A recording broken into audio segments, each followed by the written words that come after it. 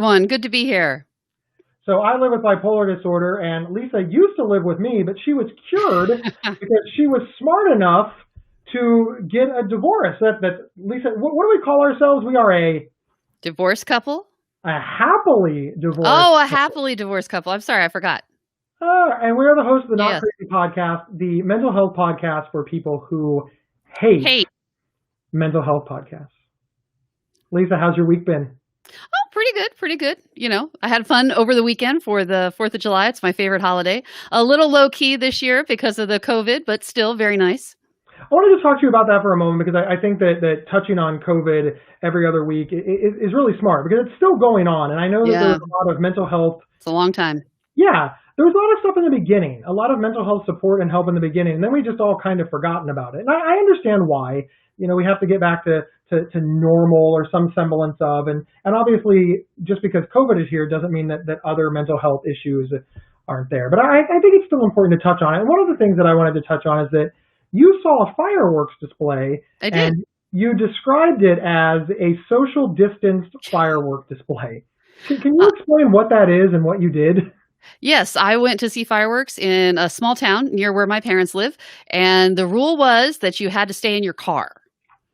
So this was put on by the town. It's the municipal fireworks display. Apparently, they'd already bought the fireworks, so they decided they were going to go ahead.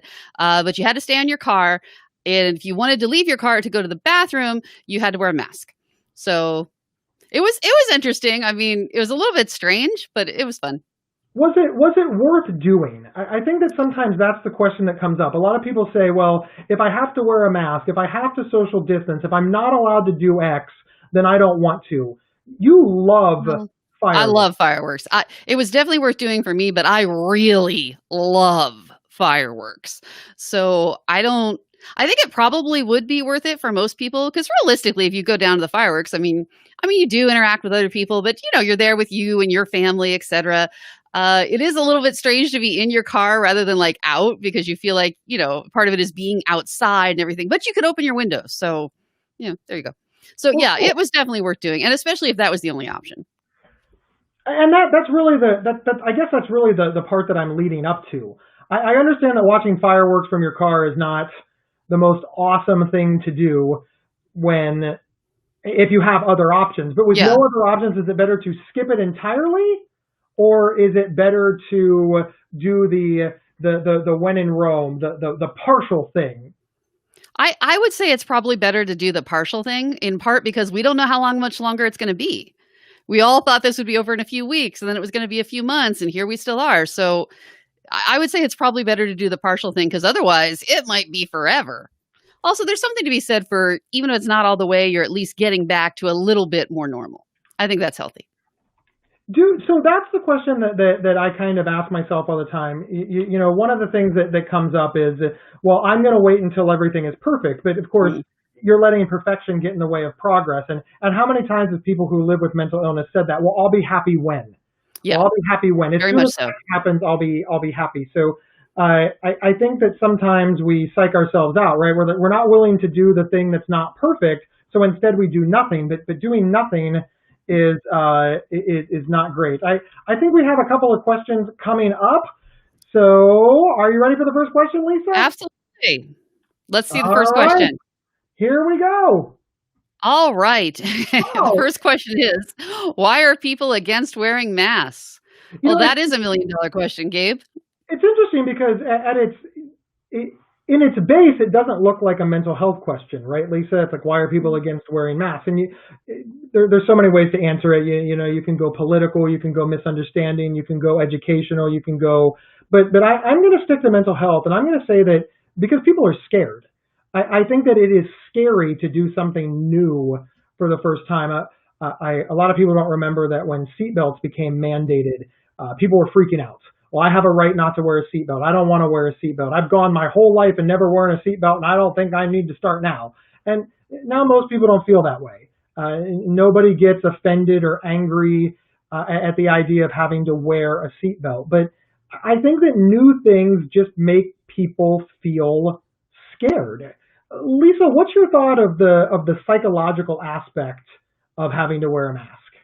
I think there is definitely a psychological aspect to it, but it is also, I think, a little bit more simplistic in that it's unpleasant. I don't like wearing the mask. I find it uncomfortable. It's uncomfy on my face. It doesn't let me do what I want to do. Also, if you wear glasses, it's horrible. I'm the last one left. Everyone else has had laser vision by now, so I'm the last one still with glasses. So it is in fact unpleasant, but it's not that bad, but it is unpleasant. I would say the psychologically, it was extremely weird at first to walk through stores, et cetera, and see everyone wearing masks. It's like an episode of Outbreak. It's extremely strange at first. I was surprised at how quickly I got used to it, and especially how quickly, because a lot of stores or businesses, restaurants have added that to their, because at first everyone's doing catch as catch can, right? But now everybody has added that to their uniform or matching it to their outfits. So especially once that started happening, I was surprised at how quickly it started to look so normal. You're like, well, of course, all the waiters here wear that mask. So, yeah. There's I go to a warehouse club a lot, and the greeter Yeah, matches. she's awesome. Yeah, and she has a unicorn, and she has a cat, and she has she just has all kinds of animals that she uses a headband, and obviously the last part is the mask, and I think that that's very clever, and I understand that it's scary, and I understand that it's frightening. Well, explain what she does though. What she does is she has these paper masks, those disposable paper masks, and so every day she draws a face on it so that it matches. Right, The like she wears unicorn or cat the ear. cow or She the wears cat ear headband, and then she draws like whiskers on the mask. Oh, it is so cute. And that's a small thing. She's just doing this with a ballpoint pen, so it's really adorable. It really is, and it shows you that you can make lemonade out of lemons. I know that that's been said a lot lately. I do think that people are so angry about it because people are afraid of change. And sometimes people feel that being inconvenienced is an attack on them Yeah, personally. yeah, Listen, being inconvenienced is not an attack on you. It raining when you have Disney tickets is not because God hates you. It's just because it rained.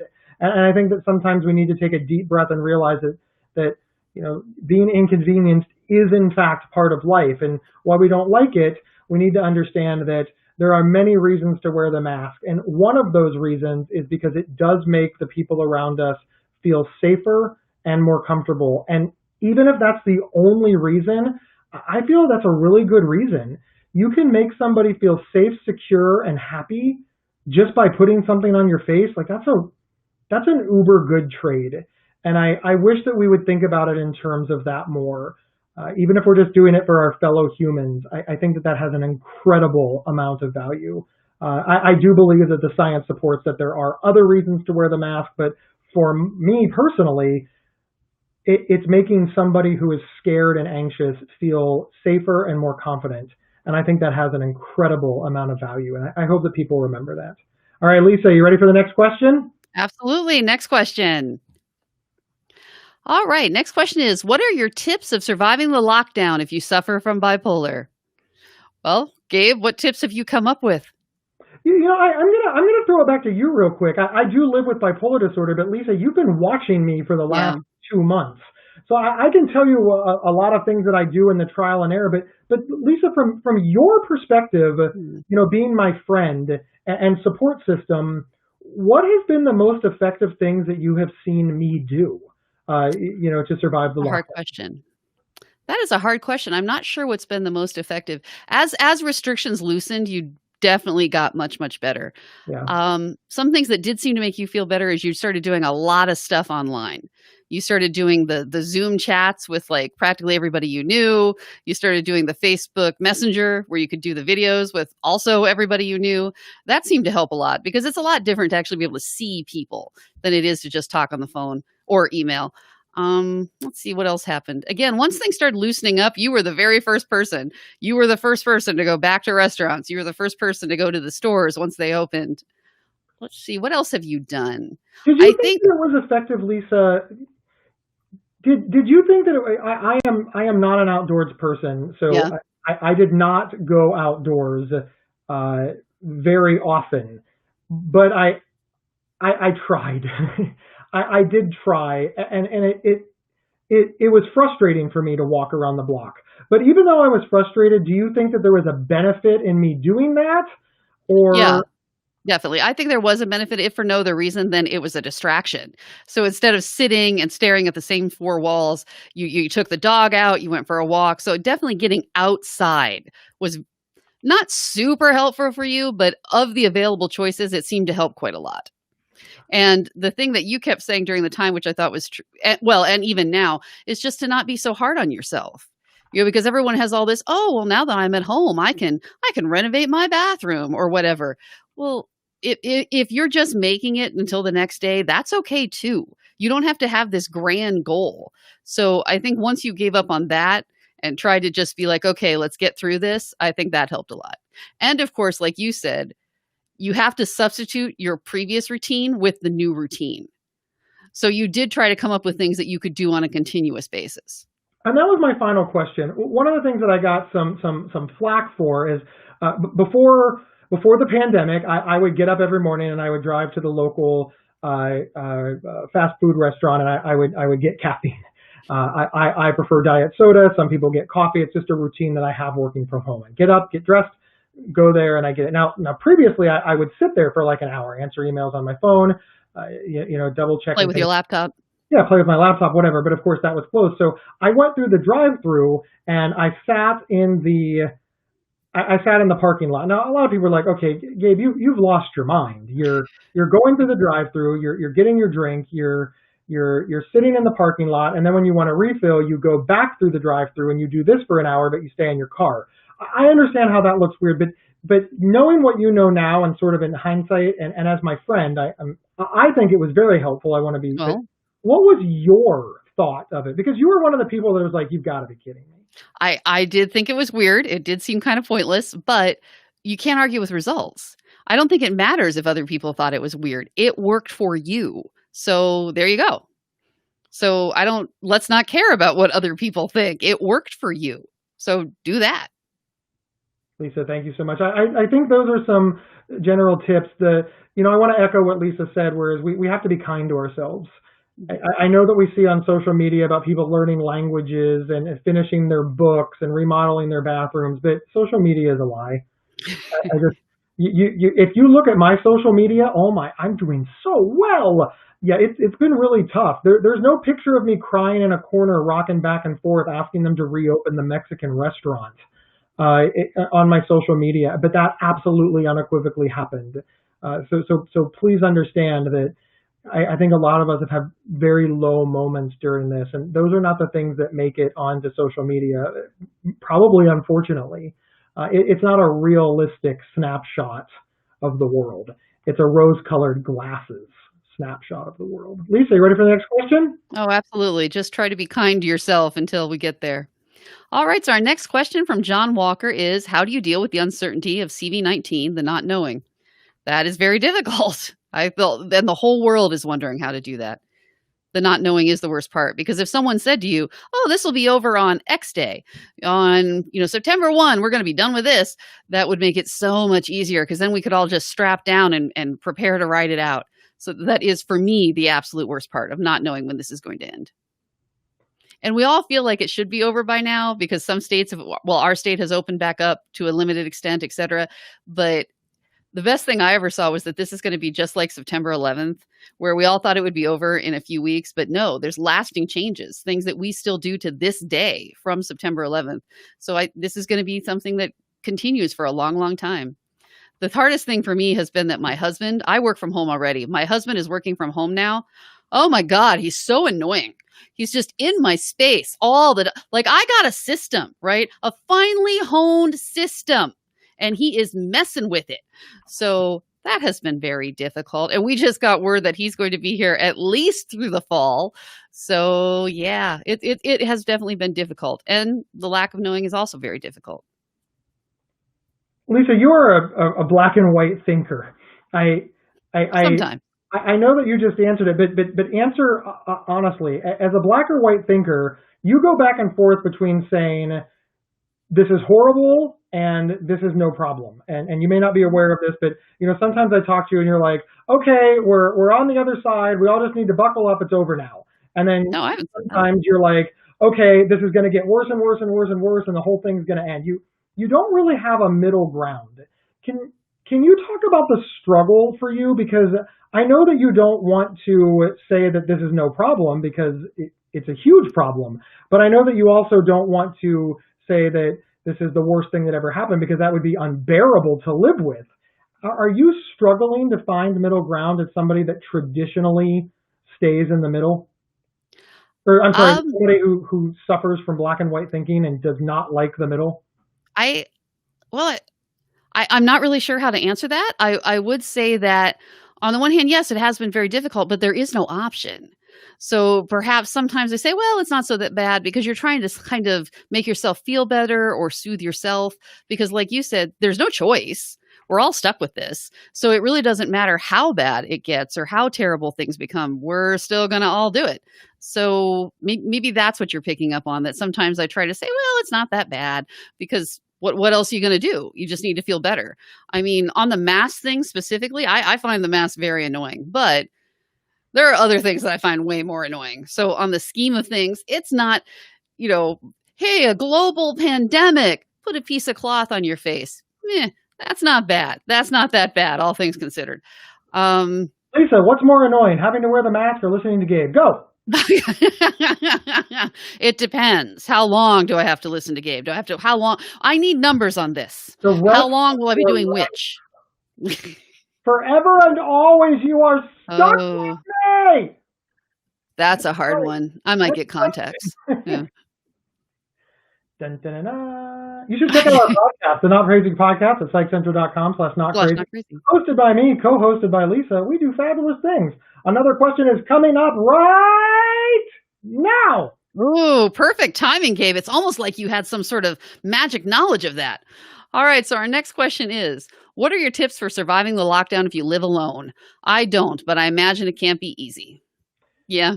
I don't Yeah, live alone either, so yeah. me neither. I don't live alone either. The few people who I know that do live alone spend an awful lot of time calling. Utilizing Zoom, calling, and yeah. Unfortunately, I just don't want to speak to something that I don't have firsthand experience about, and because I don't live alone either. I live with my wife, and I'm very, very fortunate. I would say that some of the same tips do qualify. Go for a walk around the building, socially distance with people. Now that things are starting to open up more, now would be a good time to, meet somebody wearing a mask, sit on a patio, sit 6 feet apart, and, share a coffee and talk. I mean, these are things that, the social distance date will get you more in person. But yeah, these are difficult times, I think, for people that live alone because they don't have somebody to share the burden with. Yeah, it's tough. Again, don't judge yourself. Lisa? Well, just that, you know, our questions is how do you get through this when mental illness is involved, et cetera. And yeah, it is hard. It is hard. And mental illness is definitely a huge factor, but it's hard for everybody. It's not just people with mental illness who are suffering. We're all having a hard time. There's that extra twist of the knife for those of us who are also living with mental illness, but it's difficult for everybody. Everyone is struggling. As for if you live alone, I am glad to be married during this time. It is awfully nice to have someone here with me. I know that they have a lot of those new apps. Like apparently that's a whole thing. They have COVID dating apps. So maybe you should try that. That sounds fun. COVID dating app? How does a That's the COVID thing. dating app? You can't. We're physically distancing. How Well, does? that's the point. You interact, they have like a whole system to interact on your phone and Oh, like do the text video and chat and Zoom and stuff and text and stuff. Yeah. oh, Yeah. hey, Yeah. Lisa, good, And, excellent tip. you can figure what it is people are doing on the video chat, so that might be entertaining for a while. I love how you just went straight there. Well, that's what Uh, everyone was thinking. We might as well go there. but you did make an absolutely good point, and I think that it's important to consider that you can go to psychcentral.com. They have forums. The Mighty has, tons of, forums and things to read. And of course, stuff like this, watching stuff like this is incredibly important because you're listening to people live and you're able to interact, finding a Facebook group that has to do with just something that you're interested in, or just any type of group. When I say something that you're interested in, I don't mean you're learning a second language. I mean, there's a we were talking before this show started how we all kind of like true crime podcasts. There are all of these forums out there for true crime podcast lovers where they just discuss it back and forth. I think that this is a great way to pass the time, get some human connection and companionship. It's not great, but it's certainly better than nothing. All right, Lisa, you know what I'm going to say? You're going to ask me where people could find the podcast? Nope. I'm going to ask if you're ready for I guess wrong. I am ready for the next question. Failed me so much. You can but the answer, if that had been the question you were going to ask me, is you can find the podcast at psychcentral.com/notcrazy. See, I've gotten good at that. I've been practicing. Thank you. There we go. Thank you, right. Lacey, for saving us from ourselves. Yeah. All right. So our next question from Lacey Price. How do you handle the lack of physical touch, especially if you live alone? I don't know how good of advice this is, but have you considered getting a pet? Now, I know that's not the greatest idea, because then what do you do once you have to go back to the office and your pet is still there? It's a whole thing. But, that might be able to help. And a lot of animal shelters have the programs where you take the animals home for like a foster parent thing, just to get them out of the shelter, but you're not expected to keep them for forever. It's just like a visiting dog program, I guess. Like, I don't know, summer school for dogs. But you can go to animal shelters, see if you can foster an animal, even if you're not ready to take one on full time. I think a pet might be very helpful during this time. But again, I know that's not going to be super practical advice for everyone. What do you think, Gabe? I do like the idea of a pet if you're willing to make the commitment to that pet for the life of the pet, and it's not just a knee-jerk reaction. And a pet is forever, and that's very important. Fostering is important, and I know that if you're in a bigger city, a lot of the humane societies have had some issues because they're closed down right now, so they are relying on volunteers. But again, you've got to be very, very careful that you don't put an animal in harm's way. Yeah, lack of physical touch is a really, really big. It's a big deal. I would be lost without it, and yeah, I don't have an answer. I mean that's it. Right now I'm vacillating between trying to find an answer and just considering myself so incredibly fortunate that I don't live alone, and I don't know what the answer is. Just know that we're pulling for you, and please take care of yourself. Sincerely, Lisa. Well, I don't. Oh, okay, sure. Next question. No, I'm sorry. I didn't. I don't know how much you're going to talk. Well, I don't know that you're going to like this answer either, but you could also see if you can find a steady hookup. Just saying. So not ideal, but if you're finding, there's other single people out there, right? And if you are each other's only additional contact, you're not increasing your risk by that much. Add them to your COVID bubble. So you're giving me that look. It's a good advice though. That's all I'm saying. What? All right, and silence. Next question. All right, it's a kind of night. Okay. No, I understand that the COVID bubble is one of those things that my parents, for example, are still they check in on my grandparents, so they do see each other. They wear the mask, they elbow bump. Well, we should point out that your parents and grandparents live very close, literally with 2-3 houses away. Yeah. So yeah. So they also live in the same neighborhood. All right, Christina Ruiz, what are some tips for working your way out of paranoid thinking with bipolar disorder? Lisa, you are super helpful in helping me get out of paranoid thinking. So I'm going to let you take a stab at this one first. I don't know what some tips are. Obviously, for you personally, Gabe, the thing that was most helpful was taking medication. Yeah. Because a lot of that was related to psychosis and you were very symptomatic. And it just, a lot of it was not going to be something that you could get over just by trying really hard. It just wasn't something you were going to be able to get over on your own. So finding the right combination of medication was extremely helpful to you. Something else that also seemed to be helpful was that constant testing of, is this reasonable? Is this reasonable? Is this reasonable? If you can find someone that you trust to ask the question of, is this a reasonable fear? Am I worried about this? Because Yeah, some it's a paranoid time. There's a global pandemic. There's lots to be paranoid about. It might not just be your mental illness. There could be some truth in that. So that seemed to be helpful to you, but it wasn't always great because of course you had to have someone that you really trusted. Because a stranger's telling you, "Oh, you don't need to worry about this." That's not very helpful. So I would say the thing that really seemed to do it for you was medication. What worked for you? Did you find any particular like thought process? Were you reframing or using your DBT skills to be over some of the paranoia? Listen, yeah, I mean, one of the things that I used to do, medication makes it easier, but it doesn't cure it. So I give a little pushback on this. Oh, if you take medication, suddenly paranoid thoughts disappear. That's Oh not no, I'm true. not saying that, but I'm they were well much easier for you. medicated, and yeah, it happens all the time. But moving on from that, one of the things that I find very helpful is, I obviously have the paranoid thoughts. So let's start there. I think we can all, paranoid thought right here. And then there's like reason, and they're kind of apart from one another, right? So I try to connect the dots to get from the paranoid thought to the reasonable thought. So a paranoid thought is, Lisa hates me. All right, that's a paranoid thought. This is, so I start to think, okay, Gabe, why do you think that Lisa hates you? And you've got to be honest with yourself. Well, we got in a fight. Okay, that fight is real. So the next question would be, what did you get in a fight about? Just what can you do? How did the fight? Have you gotten in a fight before? Where were you when things were okay? And connect all the dots from when you believed things that were okay until where the paranoid thought came up. And then start to build a timeline in your head.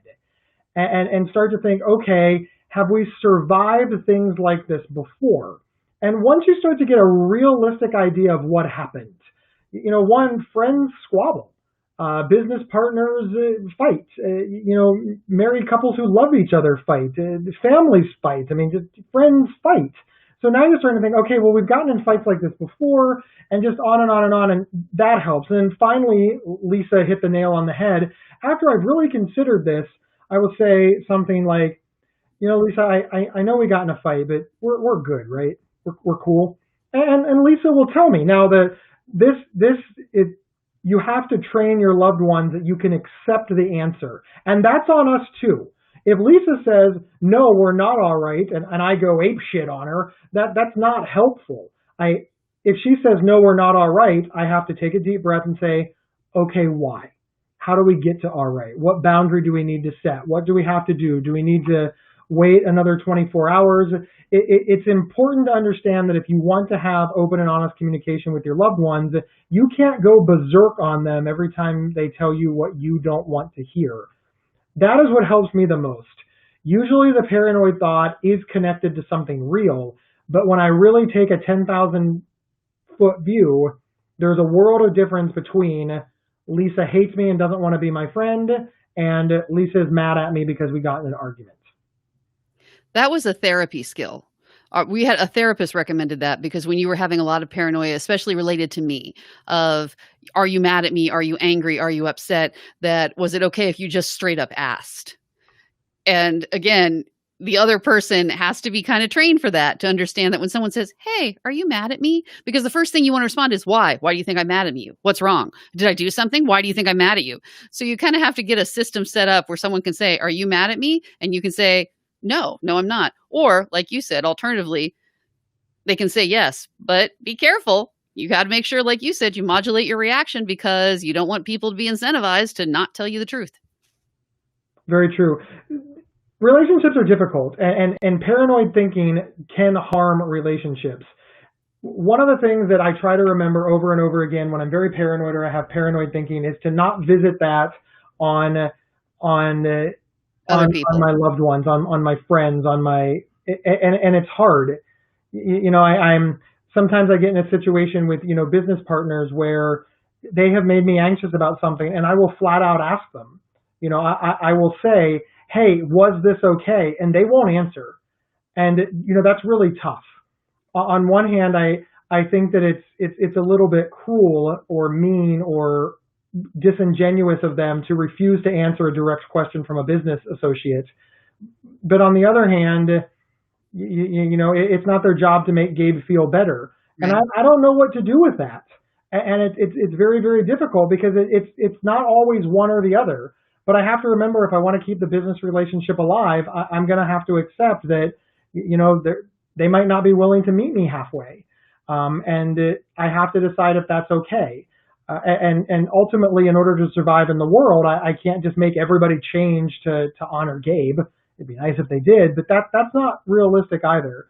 So the biggest thing that I notice about about managing paranoid thoughts is sometimes I just have to sit with them, take a deep breath, decompress, get a good night's sleep, do something to Sleep. distract me, and then let it go.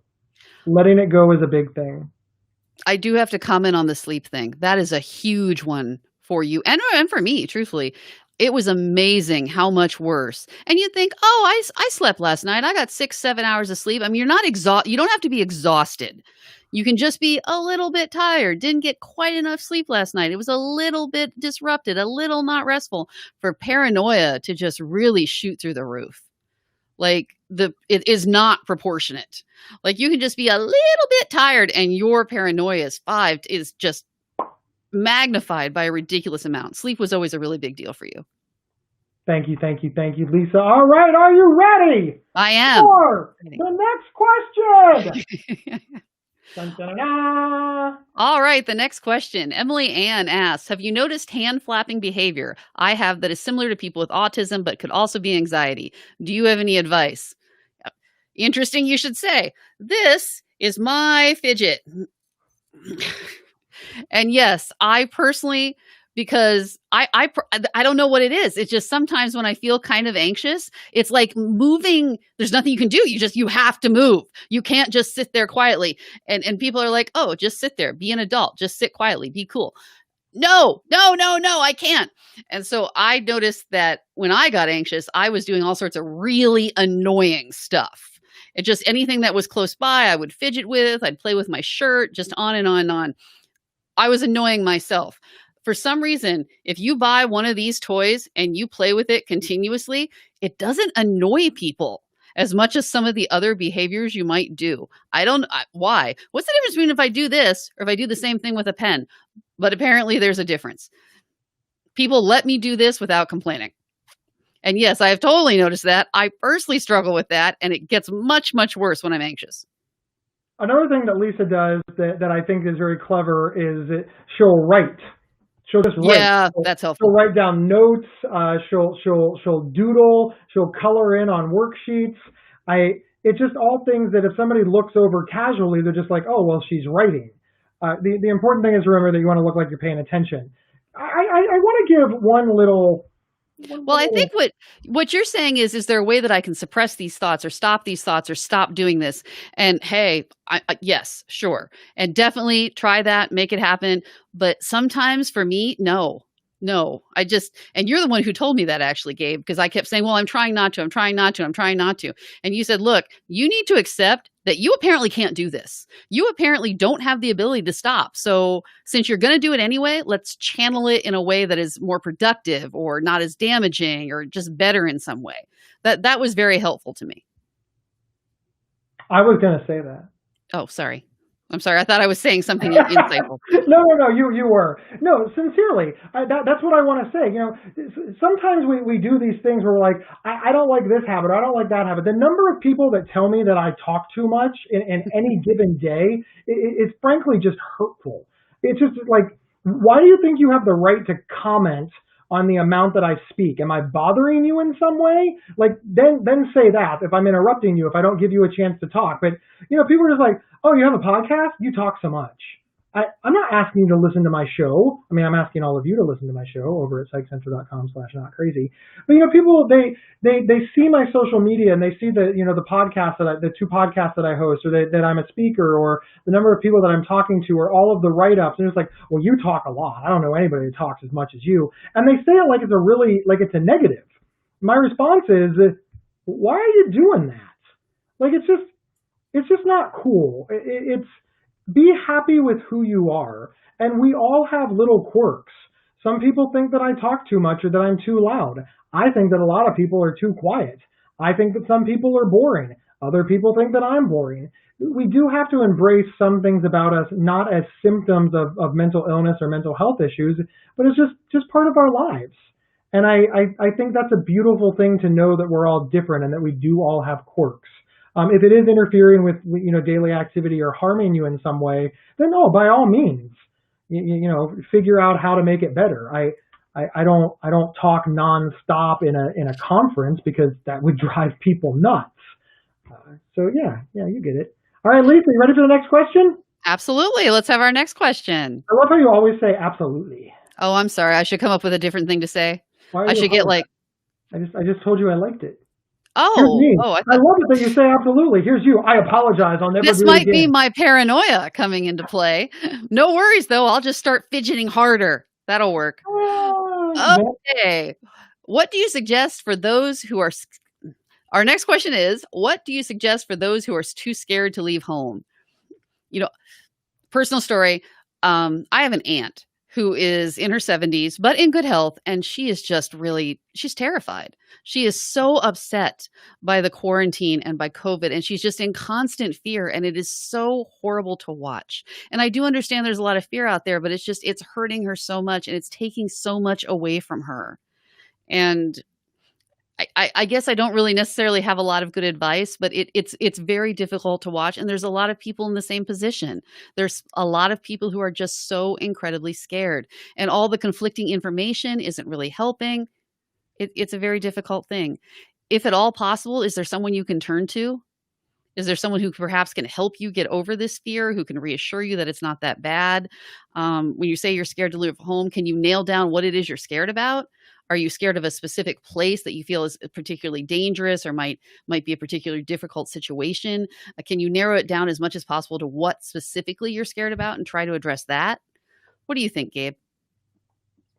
I think exactly everything that you just said. I also think that baby steps are like super important. Ooh, good advice. Good And advice.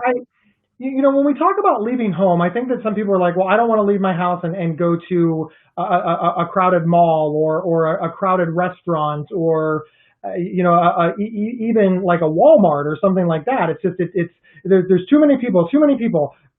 I get that. It's very understandable. Baby steps are extremely important. Maybe for your first outing, just walk around the block. I mean, literally, it is leaving home. You're unlikely to run into people, and if you do, there's lots of ways to social distance. Make your first outing driving to a park if you want to drive somewhere. In some places, they have special hours for people with, older people, but a lot of times they put on there or special needs. They say that, it's for the older people or people with special needs. If you go during those times and you tell them that, you have an illness, no one will question you. You could just go during those times. It will be fine. No worries. yeah. But and maybe that makes you feel better because you're around other people who have the same concerns that you do. Right. And, just think about it like that. Go during off-peak hours if you are able to.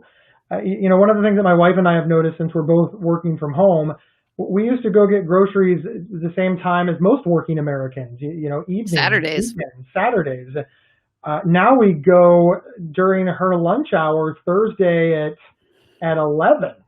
Oh my God, is the place empty? It's so empty because a lot of people aren't thinking about shopping then.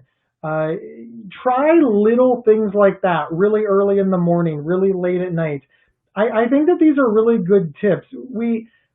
It's going to take baby steps to get back to where we were or to whatever the new normal is. And don't be afraid to take those baby steps. If your first outing is going to get gas in your car and you pay at the pump, do it. Maybe your first outing is to literally just drive around, drive into the country and back, never get out of your car for that hour.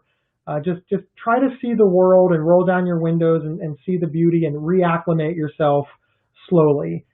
I think it is beneficial to our overall mental health and to our longevity and to our happiness and again to our well-being. So please take baby steps and try. And Lisa's ideas are excellent as well. Work with family things like that. Have a social distance date where you sit 6 inches away, or I'm sorry, 6 feet away from each other on your driveway or parking lot, or something like that. Both stay in your cars. I mean, heck, Lisa watched fireworks from the car. You can certainly park next to each other and yell through the window. Go to the drive-in. Yeah, Our a lot of drive-in is drive-ins open showing right now. second run movies. I thought that was a nice way to kind of ease your way into it. And then I again, what specifically is your fear? And would it help if you talk to someone more knowledgeable? Would it help if you talk to your doctor who could tell you what your specific, how all of these things are? Because we can all read a website, but that goes for everybody. Would it help if you talk to your doctor or another professional who could give you information about your specific situation, maybe alleviate some of that fear or let you know what is reasonable and what is not? Excellent, excellent, excellent advice, Lisa. All right, are you ready for the next question? Absolutely. Yay! All right. Okay, so Marcia Hale Costa asks us, how do you find energy to do what you do, even just on a daily basis? Gabe has energy to spare. Maybe he could loan you some. If that were true, right? I mean, if Well, only my public that actually persona is not, it was is not fair of actually me to say. reality. Yes, that's true. Uh, That's true. the That is unfair to say. And again, you only see part of it. You're not seeing all of it, and you only do this sometimes. You don't in fact do all this every day. Or do I? No, you do Yeah. not. So one of the things to think about, Marcia, is how do you find the energy to do what you do, even just on a daily basis? We have this tendency to judge ourselves based on either A, the actions of others, or B, the actions of us previously. So, for example, you say, oh, I am slow at something. Well, how do you decide that you're slow? Either somebody did it faster, or you used to do it faster. You've got to get rid of all of that thinking. When I am at my best, I can shower, shave, and be pretty and ready to go and do my hair and then the whole 9 yards. I look like $1,000,000. I'm ready for date night in about a half an hour. When I am depressed, it takes about an hour to get into the shower. And I haven't even, shaved or soaped anything yet. And I'm down on myself. I'm like, why am I moving so slowly? I've got to forget that. I've got to put that out of my mind. I've got to say that my goal today is to take a shower. That is my goal. I don't care if it takes a half an hour or if it takes 8 hours. I am going to keep moving forward and achieve that goal. And then I'm going to reward myself for everything that I did. See, we when we're at our best, we lump everything together. Gabe, what did you do today? I cleaned the house. Right. It's like you lumped everything together. But in reality, you didn't clean the house as much as you cleaned 2 bathrooms. You cleaned 2 bedrooms. You mowed the lawn. You cleaned up the kitchen. You made dinner, and you've just put that all under I cleaned the house. If you start giving yourself credit for everything that you actually did, cleaned each individual room, made a Goodwill bag, just on and on and on, you realize that you didn't do one thing, you did 50 things. And again, I think that we judge ourselves based on, again, our best self or the actions of somebody else. Both are incredibly poor ways to give ourselves credit for what we have done. So if it takes you 3 hours to take a shower, so be it. It took you 3 hours to take a shower. Pat yourself on the back and shoot for 2 hours tomorrow. We must give ourselves credit for our accomplishments and not just we just dismantle our success constantly. It's like, hey, you took a shower. Yeah, but it took too long. Come on. Don't do that. Don't do that to yourself. Lisa, what are your thoughts? Because Lisa, you suffer from depression as well. You have the same issues. Well, and I would also like to say that I remember years ago, hit my microphone. I remember years ago a doctor saying to me, "Oh, you seem very symptomatic." And I said, "No, I'm not. I'm not suffering from depression. My depression is under great control because I don't feel sad.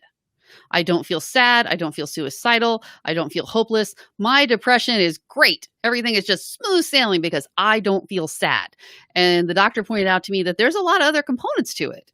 It's the tiredness, it's the lack of energy. It's not just not feeling sad. So if you're really struggling with a lack of energy or a lack of motivation, maybe this is a symptom of your depression that needs medical management, because depression isn't just about being sad. It's also all these other things. And that was really just like really enlightening for me because like I said, I always assumed that I didn't once I had the not sad thing out of the way, I didn't need to worry about the rest of it. I didn't when I went to see the doctor and he said, "How are you?" and I said, "I'm doing great," because I'm not sad.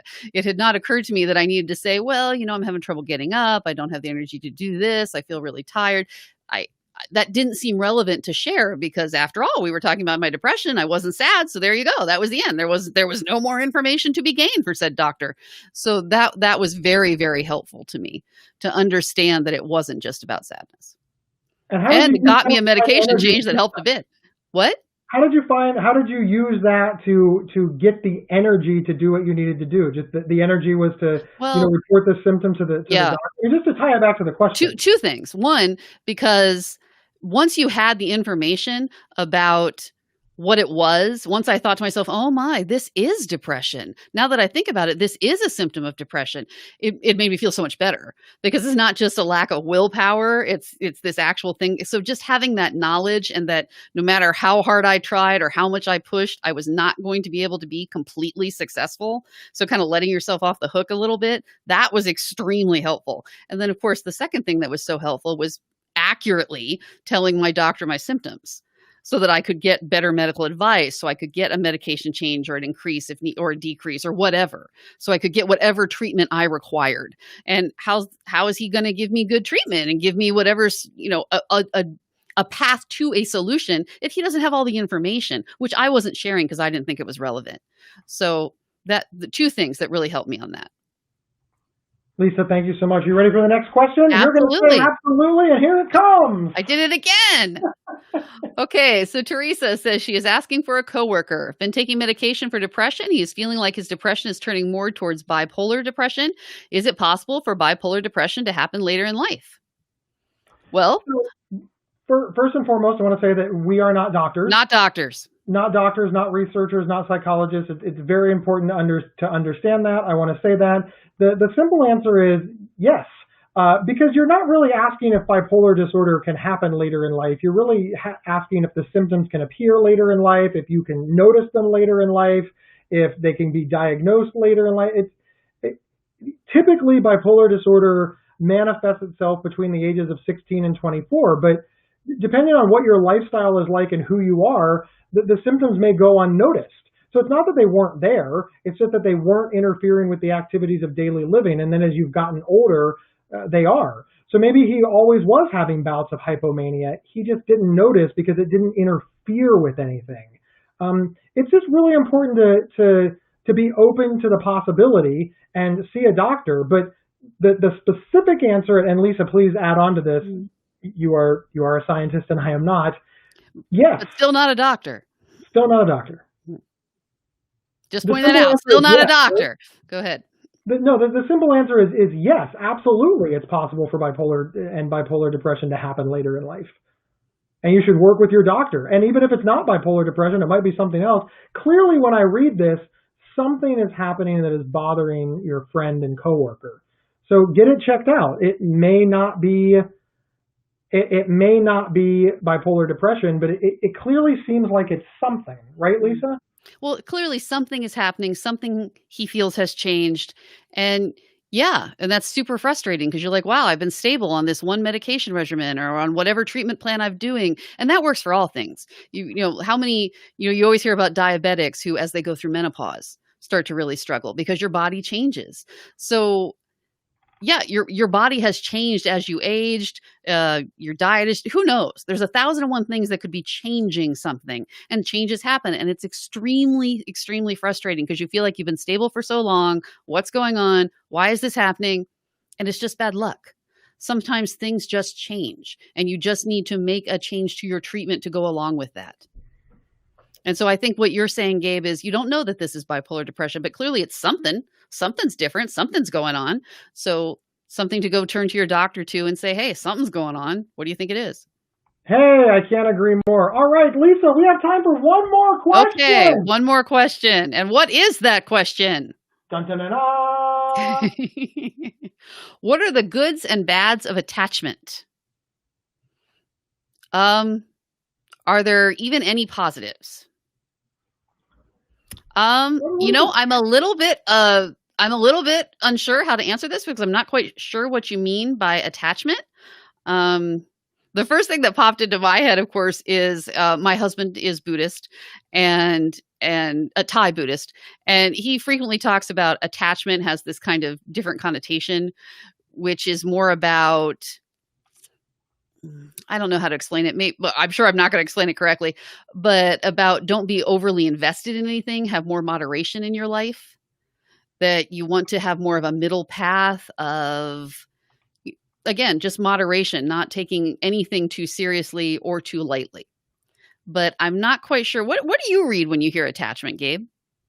I think I'm kind of agreeing with you. You know, being attached to your things. Mm-hmm. I'm not 100% sure, and I want to be clear on that. But I am reading it as you are attached to something or someone. And are there positives to being attached to things?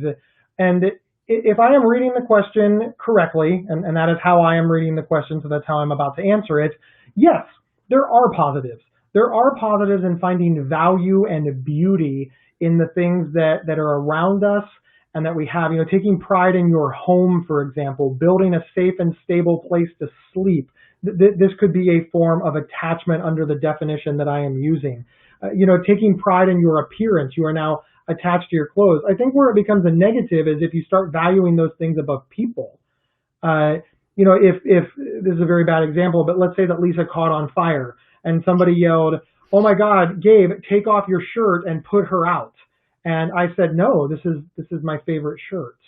Then in that way, my attachment to my shirt, because it has now surpassed my attachment, love, and caring for a fellow human being, has become very negative. I think it's important to understand that everything in moderation. I think it's good to lay down roots and be attached to things. I really do. I think it's incredibly important because otherwise we're just drifting. There's nothing to weight us down and to make us whole, for lack of a better word. I think the people that we spend our time with and the things that we treasure and value and that invoke memories and positive feelings and safety and love, I think those have an incredible amount of value, especially during depression. I made a box once of all the things that invoked happy memories and all the things that I loved. And it had souvenirs and pictures and my high school yearbook. And when I was depressed, I would go through it. And Lisa made me a scrapbook once of you know, things that we had done together that made me really happy. And I'm glad I'm attached to those things. But none of those things should be more valuable than you as a person or as another living human being. If I start to value them more than I value Lisa or myself, then I think we swerve into the negative. Lisa, your thoughts? Oh, yeah, absolutely. And then if you're talking about attachments to people, going with that negative slant, obviously there's unmentionable numbers of positives to being attached to other people. But yeah, certainly that could veer into codependence or obsession or stalking.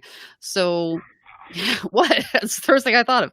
So yeah, I think there are a lot of positives and negatives of attachment. I would say there's usually more positives, but I guess it depends on all the bazillion and one specifics that might be involved.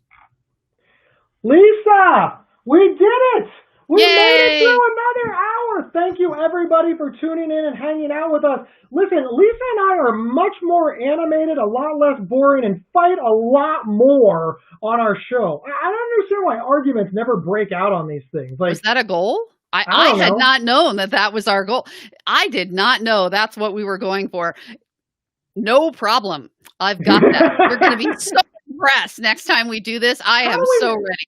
We just never disagree on anything for some reason when we're live. But man, the podcast is just us bickering like crazy. Listen, the Not Crazy podcast can be found on your favorite podcast player or on psychcentral.com/notcrazy. We cover topics like religion and resting bitch face. And I mean, just anything in pop culture, social media, we want to respond to. And we want to talk about it. Do you have an idea for a show? Hit us up at show@psychcentral.com. We would super, uber, duper appreciate it. Lisa, any parting words for the peoples? You always put me on the spot like that. No, and you took my line. I was supposed to be the one who got to say, go to psychcentral.com/notcrazy or on your favorite podcast player. I've been practicing that. You took my line. So yeah, my last word, psychcentral.com/notcrazy. Thank you, everybody. We'll see you next time.